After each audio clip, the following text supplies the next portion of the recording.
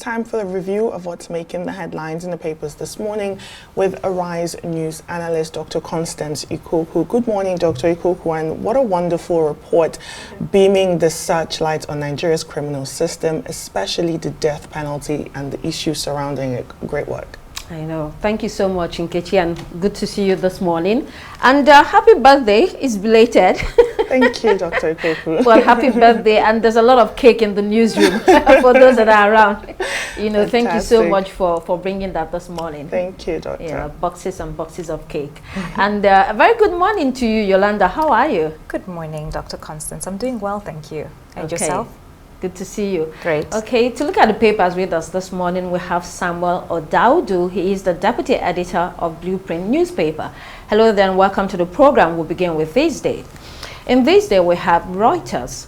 Falling oil prices delays FG's $5 billion oil-backed loan from Saudi Aramco. Saudi Aramco is a Saudi Arabian oil company. Banks expected to be involved in this deal are concerned about the volatile oil market situation.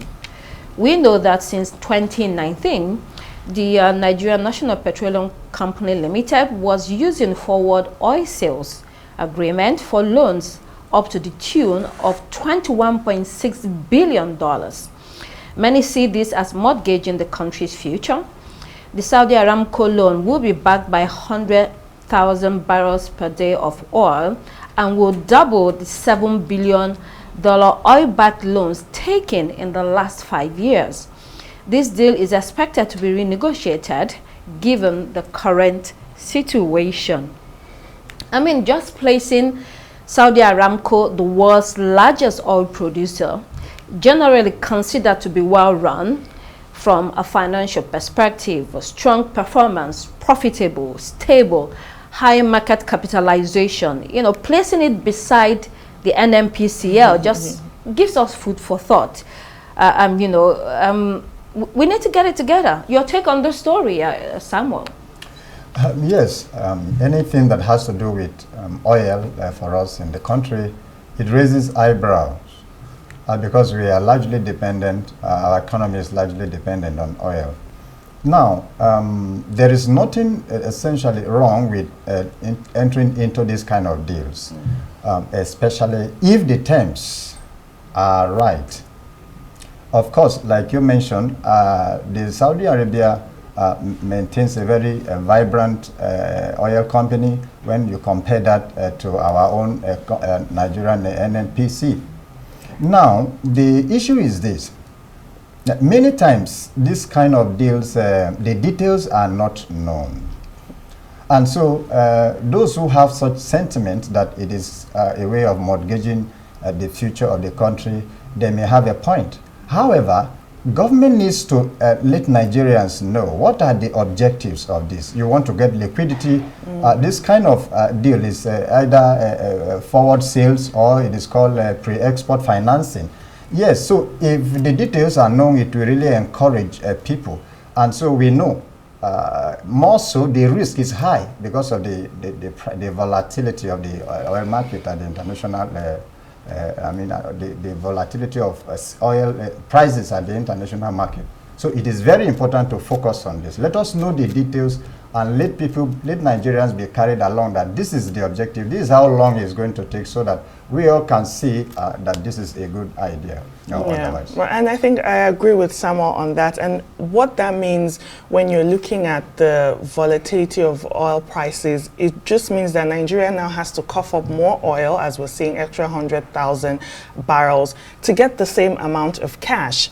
And I also agree with Samuel when it comes to more transparency, more communication, to just let Nigerians understand what the objectives are, and if we even have enough oil to put forward when it comes to forward sales or pre-export financing, whatever you call it, we're betting against the future. We want that liquidity today, but tomorrow's oil is not really spoken for. So I agree with Samuel on that front. Yeah, of course, the objective is the short-term liquidity that you need to finance the budget, finance the country, because it's literally cash trap. But we also know that the NNPCL, the president tried to shake it up so that we can reduce the incidence of oil stealing and of course make it more efficient so that we have more oil flowing in the stations. Let's move on to Vanguard newspaper. There we have 2027 PDP launches divided, or PDP leaders divided over Wike's proposition for Southern presidency. Let's pair that story with another just beside it in the same paper with a caption, "Don't listen to busybodies, bystanders, Tinubu counsels Wike." So the People's Democratic Party members have divergent views about whether to zone the 2027 presidential ticket to the south. The G5 governors are in favor of the zoning to that region. The party's national publicity secretary says the PDP will respond in due course. Other highly placed members, such as former Governor Ayo Fayose and Chief Bode George, are among those warning that the party needs to tread carefully, especially in these circumstances. We know that the zoning matter is actually a major issue for the PDP right now. That's one of the reasons they lost huge followership when the former Vice President Alhaji Atiku Abubakar picked the party's ticket in 2023, even after the presidency was in the north for 8 years. So they have a right to be worried, something that the party has to discuss at this point. What's your take here, Samuel? Well, the PDP crisis is not abating at all. I think the issue really here is not necessarily about the zoning. It just tells us the crisis in the party. I think at this point, the party shouldn't be arguing about zoning, about 2027, even though it is very important and core. I think what they should do and focus on right now is how do we bring the party together. We have so many factions, of course, and I know the PDP set up a reconciliation committee headed by former Senate President Bakar Saraki. How far has the committee gone? Do the factions have confidence that the reconciliation committee is going to come forth and bring people together? Until there is harmony and unity, it is difficult for the party to agree. This is where we want to go and that is where we want to go. And of course, there is the second leg of that story where the president was telling Minister Nyesom Wike of the FCT not to bother about those talking about him. He said that yesterday at the reopening of the International Conference Center, which was refurbished and remodeled and sort of made new again, and the president thought that he shouldn't bother, but also the ICC was renamed after the president, and Wike also told us there are different halls inside there that were named after current politicians. So the point again, it shouldn't be a big deal. He's doing his job, Yes, he is doing his job. Because standards are low does not mean that everyone should be dancing around because someone did their job. But also the other thing is about renaming people after current leaders, after people that are currently serving. Doesn't that reek of patronism and cronyism, Samuel? Yes, whichever way you look at it, these are politicians. And for the president in particular, the FCT minister, Nyesom Wike, is giving him the kind of thing that he wants. He is performing, he is bringing him out. Come and see what your government has done. And then, of course, it is the president's entitlement to say, yes, I am proud of him. And so it is equally good enough as it is for the FCT minister to say, look, I feel glad this is my president. He gives me support to do what I am doing, and what I'm doing, he receives approval, and it is good, not only in his side, but in the side of others who are looking. So he is encouraging him, don't be distracted. I have to say this. It is good that people who are put in position of power, such as this, it's good that you deliver. In fact, deliver, give us the infrastructure, do what you are asked to do, and name it after anybody. But it is important for us to know that, first of all, performance should count. And so since he is giving the president what he wants, I think politics is just by the way. All right, let's move on to Leadership newspaper. democracy at 26, politicians are the problem of Nigeria, according to ACF, Afenifere, MBF, and Ohaneze. These are socio-cultural organizations from different parts of the country, giving their verdict of what ails the country at 26 years of democracy. They said that unless politicians desist from prioritizing personal interests, the country will remain stunted.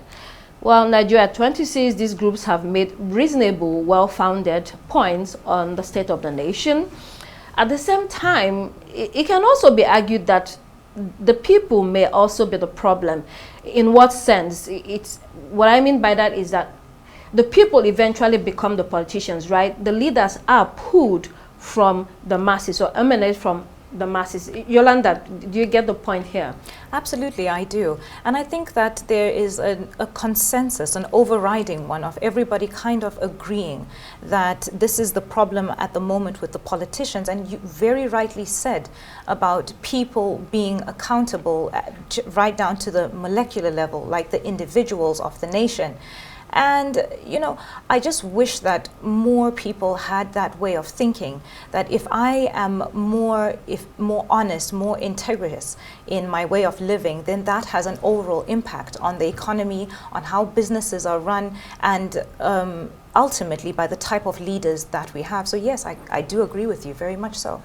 And Nkechi, we have seen this, some situations where whether it's civil servants or ordinary Nigerians at their various posts in life, you know, and people say that when they get the opportunity, they will do exactly like the politicians. So when you're pointing the finger, you're actually pointing the finger back to you. And the reason why people would make such statements or have such mindsets is because we don't have that much culture of consequences, of people being accountable to what they're supposed to do, their actions or their inactions. In your report, I remember someone who was for the death penalty saying, look, if people are at home planning to do any criminal activity and they're watching on the TV and they say so and so who has done this has been given the death penalty, that will shake them. That would make them think twice about what they want to do. And so I agree with yourself and Yolanda when it comes to how far we've gone in Nigeria when it comes to democracy. It actually starts with us. How do you behave on your day-to-day life? Right. When you're on the road, do you respect the road traffic? Do you respect your business rules in the country? Do you respect our constitution as well? So it really starts with us. They say charity begins at home, so we should look inwards as well. All right, New Telegraph this morning, Rivers APC to Fubara, your visit to President won't save you. Let's see that version of the same story in Daily Sun, where it says Fubara will be impeached even if he defects to APC, according to Okocha, Rivers chair. Apparently, Samuel, let me bring you in here. These ones are still spoiling for a fight. The 6 months emergency rule doesn't seem to be teaching anyone a lesson.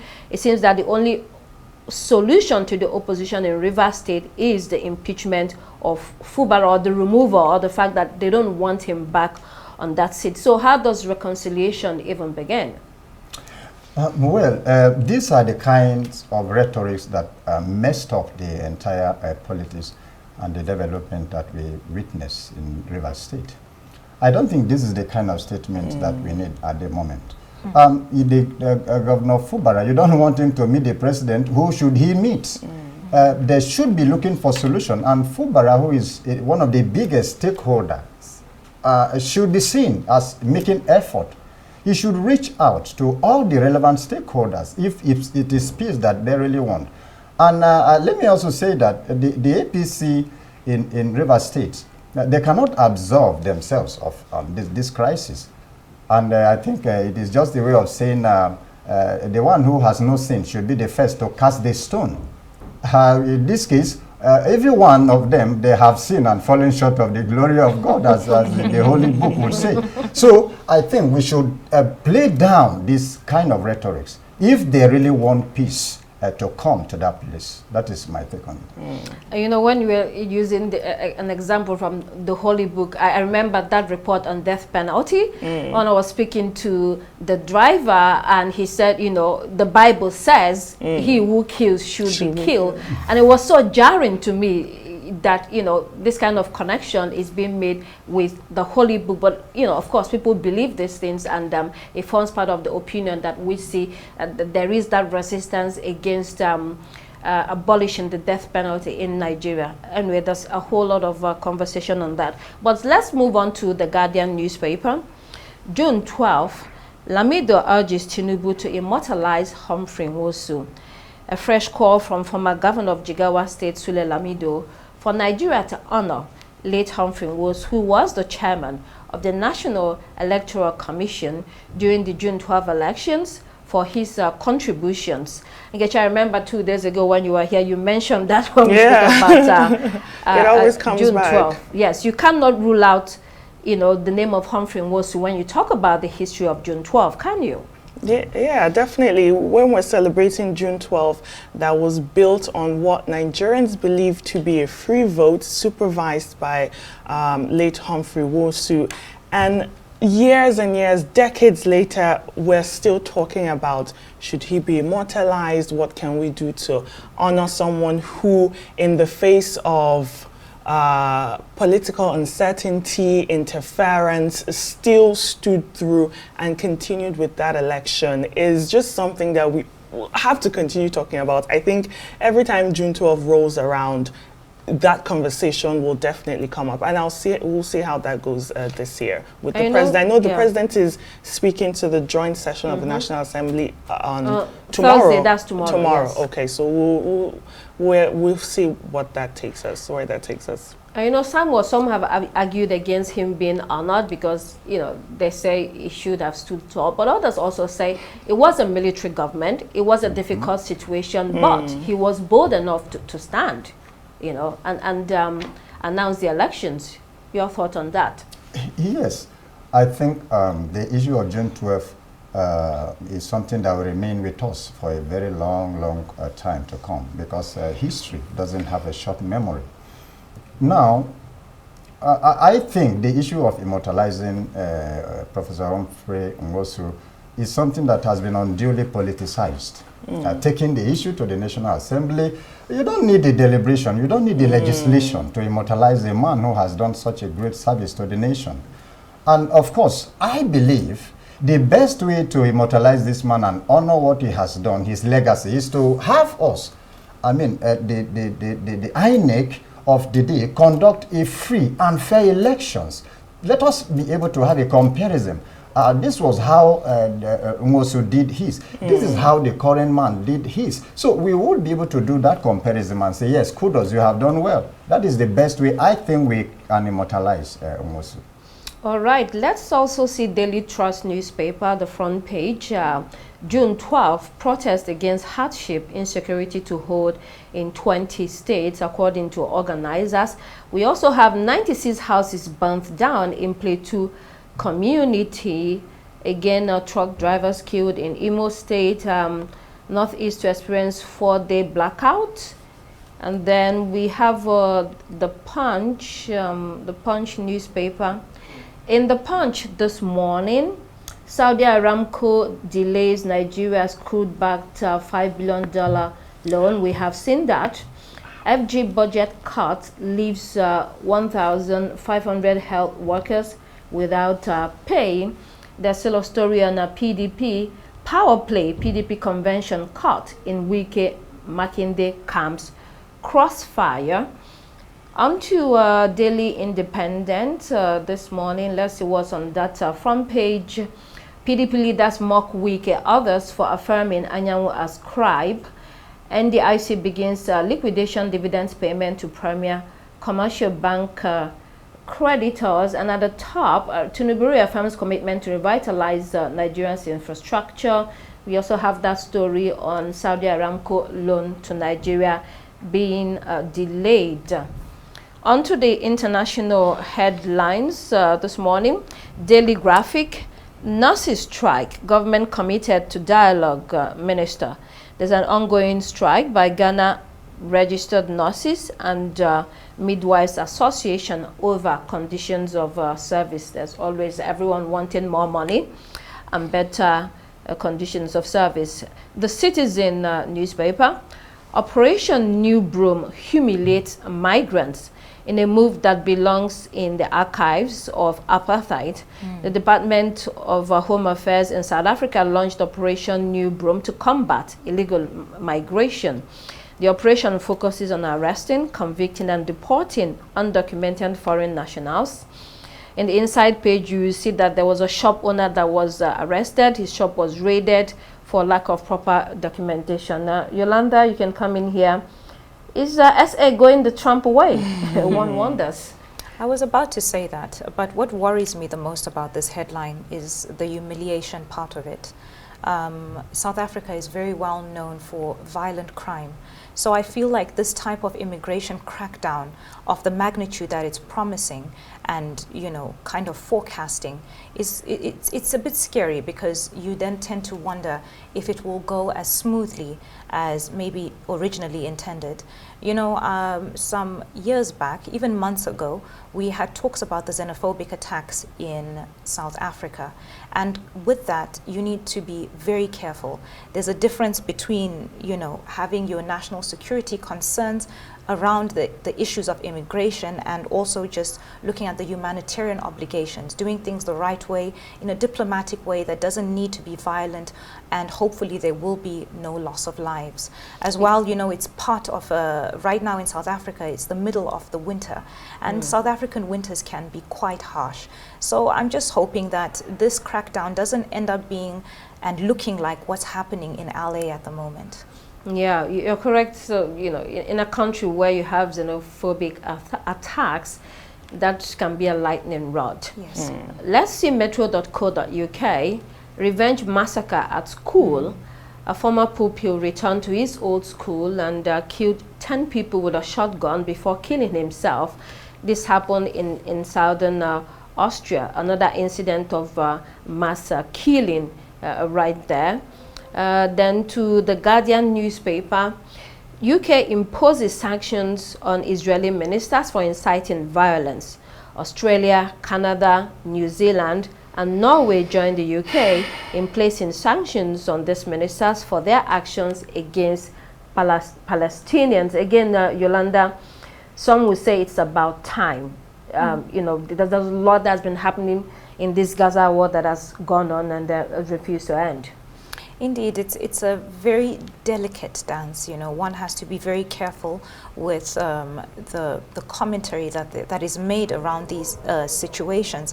But also, additionally, I would like to also comment on the headline that you just held about the massacre in Austria. It's quite alarming, the rate of school shootings in Europe. It's actually quite scary, especially amongst young people.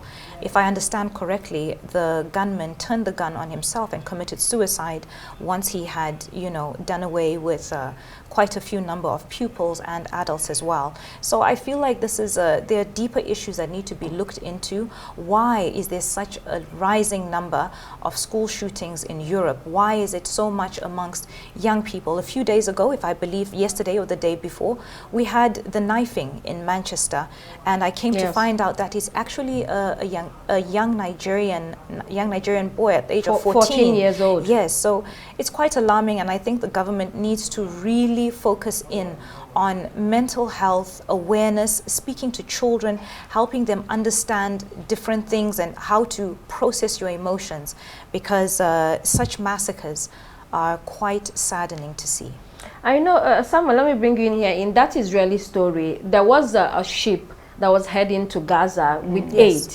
And so the Israeli government actually, you know, hijacked or stopped them, arrested the people. They said they were kidnapped. You know, so the point was they didn't want them to go on with that aid on to Gaza. And at this point, people are turning against Israel.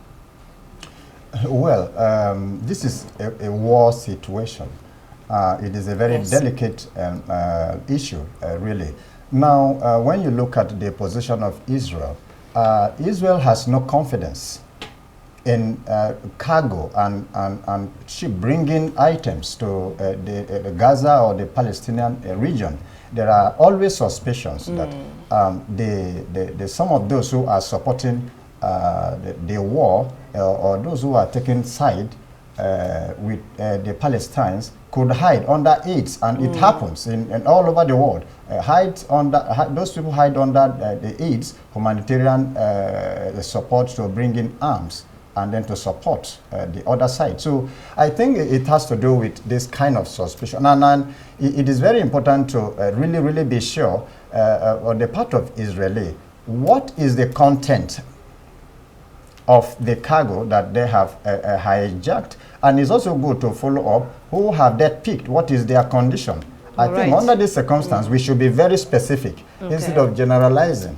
Okay, that ship, we must mention, was being led by so many prominent activists around the world. So there was nothing like bombs being hidden on the ship. Yeah, but Israel claimed that the ship went into restricted areas. That's right. And I think on the Allies issuing, I know just quickly, on the Allies issuing these sanctions on two ministers, I think we're now seeing a language of diplomacy shifting, because this is for the first time they're actually condemning openly, and obviously America has come out to say, look, this is not going to help. So we're seeing a sort of shift, albeit slowly, when it comes to the language of diplomacy. Definitely. Samuel O'Dowd, Deputy Editor, Blueprint newspaper, thank you for being here today.